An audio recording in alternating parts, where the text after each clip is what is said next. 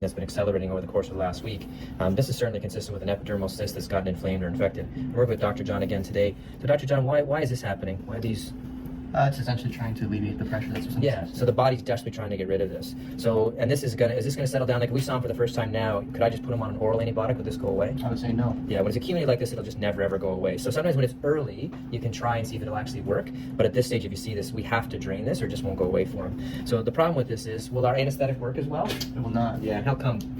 Remember? It'll alter the acid-base equilibrium. Yeah, so you're right. So the problem with this is lidocaine, if it's maintained in an ionized form, it can't get into the cell. So when the acid-base element is disrupted, it stays ionized and it can't get into the cell to work in the first place. So this is, again, it's a little bit of poke here. So we want to be injecting this very superficially. You okay there? Yep.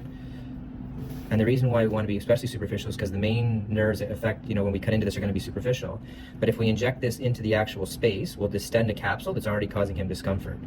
So once I have the superficial area injected, I'll try to get some in the middle zone. You okay? Yep. So you can see how he's holding his breath. That's because this isn't comfortable. And the reason why I want to make the point of that is this area is distend a bit because I'm injecting into it. You should be a bit more comfortable because some of the freezing's in. You're okay there? Yep.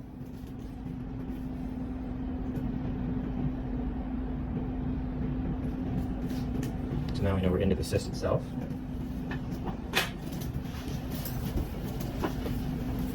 Does that hurt when I do that? Any pain there? Nope. So generally we have lots of 4x4s just in case. This is our number 11 blades. This is what we use for puncturing. Little pressure here, I apologize. You're okay there? Yep. So that you're seeing coming out, that's pure pus. So do you remember what pus is? Collection, I guess it would be like a various inflammatory cells, including white blood cells. Yeah, it's dead white cells in a sense, but see how that's more thick material to it? Yeah. So this is where that's a combination of keratin that's actually breaking down. So this is why this is not an abscess. This is actually a cyst that got infected.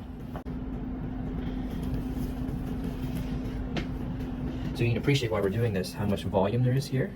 Right. Which is again why this wouldn't have cleared with just antibiotics. Expecting something oral, even intravenous, to settle down that much accumulation would be unreasonable.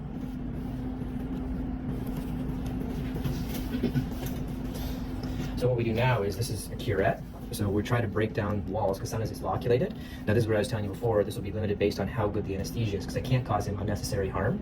So this is why when we do this, if it's too uncomfortable, we'll pack it because sometimes overnight with the packing, it'll collapse into it. Okay.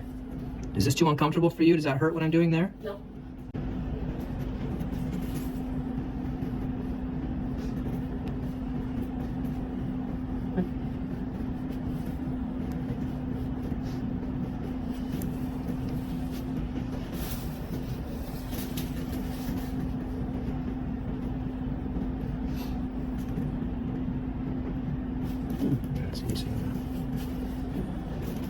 Okay. Yep, no, I won't be doing that part. I'm gonna go the other side, see how we do with that. You okay there? Yep. So this is where there's a balance, right? I want to get as much of this out as possible. And we'll also be syringing this out because especially when this is broken right into this space, we want to clean that out as much as possible. And I will be packing this overnight just because in case he has other pockets that are there. Now we used to pack these forever in a day and we don't do that anymore because the studies show it's just uncomfortable for the patient, doesn't really help it heal quicker. That's a little bit different if it's a pure abscess. We still do packing for that, but you okay there? Yep. So much of it is the little guy. Yeah.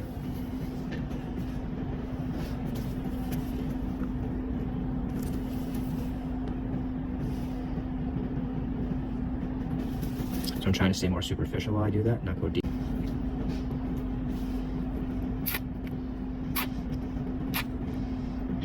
So what about keeping this area sterile? Are we keeping this sterile? No. Do we have to worry about sterility for this? No. So there's nothing about this that is sterile, right? That whole area is not sterile. So this is where I want to now swab it. Okay. And again, the whole point being we want to find live bacteria that we can actually grow.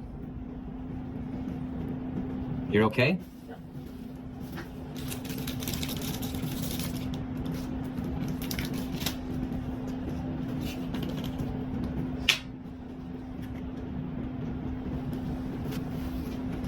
So this is our ribbon gauze. So again, today, because there's some freezing in here, this shouldn't be too bad. But if I was to continue this tomorrow or the next day, he doesn't have any anesthesia in then, and this is quite uncomfortable. Tomorrow it shouldn't be too bad because we're just going to be pulling it out. Yeah. And then I won't be repacking this. I'm just putting a dressing in. A dressing on top, sorry. You're okay? Yeah.